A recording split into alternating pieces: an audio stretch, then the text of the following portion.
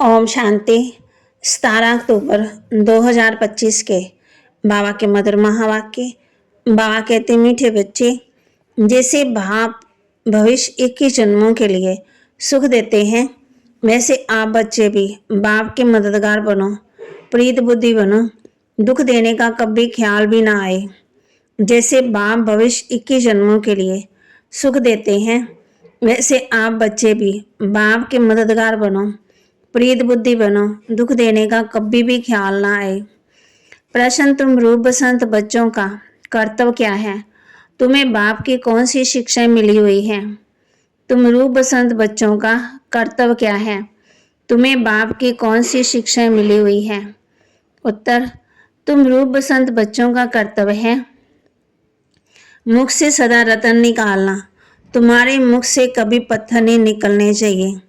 बच्चों प्रति बाप की शिक्षा है कि बच्चे आपस में कभी भी एक दो को तंग नहीं करना, गुस्सा नहीं करना। ये आश्रय मनुष्यों का काम है। मनसा में किसी को दुख देने का ख्याल ना आए। निंदा, स्तुति, मान, अपमान सब कुछ सहन करना है। अगर कोई कुछ बोलता है तो शांत रहना है, हाथ में ला नहीं उठाना है। गीत तो प्यार का सागर है। धारणा के लिए मुख्य सार, माया के वश होकर कोई भी आश्रय चलन नहीं चलनी है।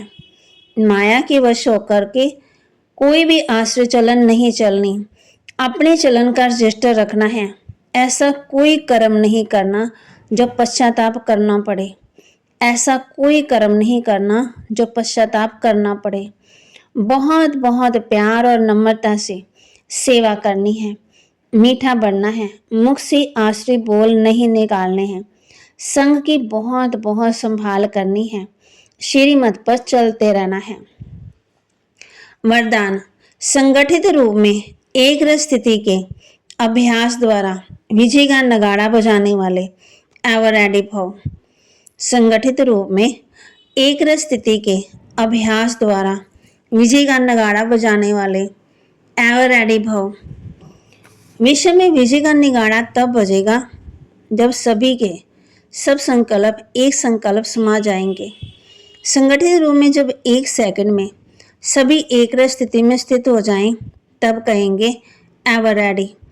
एक सेकंड में एक मत, एक रस स्थिति और एक संकल्प में स्थित होने की निशानी उंगली दिखाई है ना, जिस उंगली से कलयुगी पर्वत उठ जाता है। श्री कृष्ण को दिखाया है ना, गोवर्धन पर्वत उठाते हुए।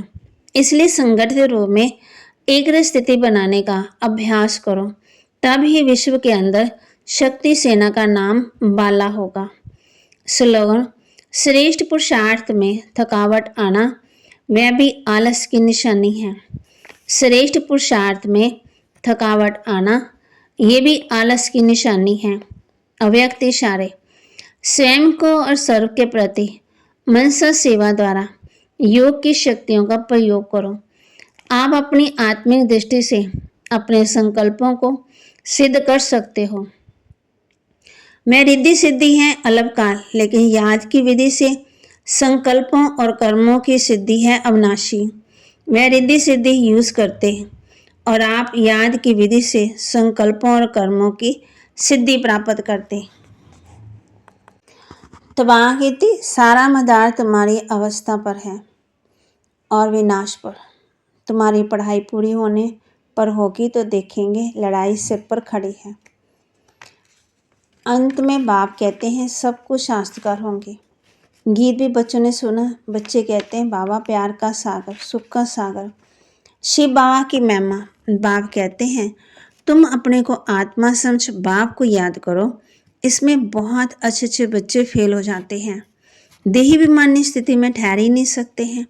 देही विमानी बनेंगे तब ही इतना ऊंच पद पाएंगे ना। कई बच्चे फालतू बातों में बहुत टाइम वेस्ट करते हैं। ज्ञान की बात ही ध्यान में नहीं आती।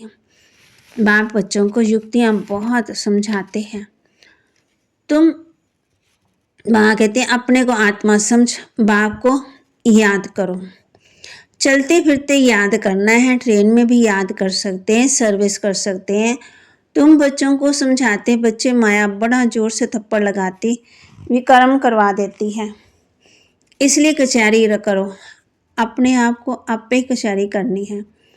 तुम अपने को आपे ही राज तिलक दो, तो अपनी जांच करो। तमो प्रधान से सतो प्रधान बनना है। बाप श्रीमत देते ऐसे से करो, दैवी गुण धारण करो। जो करेंगे वह पाएंगे, याद करेंगे तो खुशी भी रहेगी। ये भी बच्चे समझते नहीं, शिव बाबा ऑर्डर करते हैं।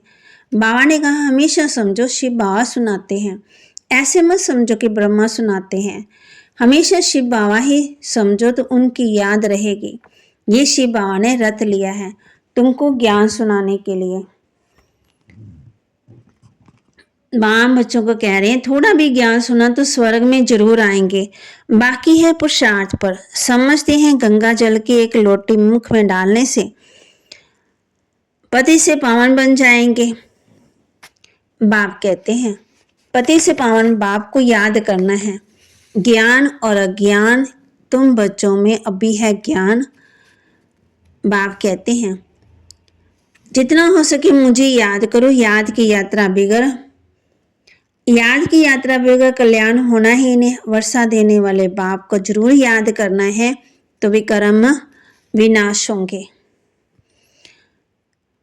बाबा के महावाक्य को लाइक करें, शेयर करें, सब्सक्राइब करें और अपने जीवन में जरूर धारण करें। ओम शांति।